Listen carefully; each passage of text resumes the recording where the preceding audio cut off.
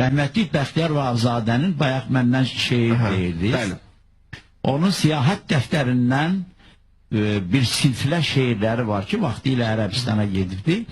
O şeirlərdən birini də İmam Hüseyin Əleyhisselamın qəbri üstündə yazdığı şeirdir.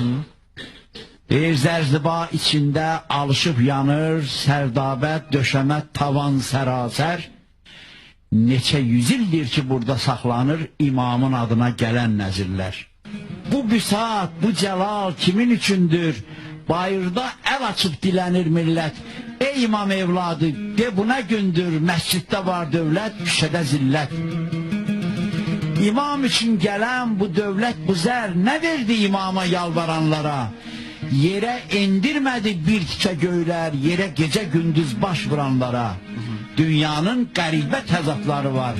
Acılardan toxlara düşərmiş nəzir. Daşqaş içindədir ölü imamlar, diri evlatları lütüryan gəzir.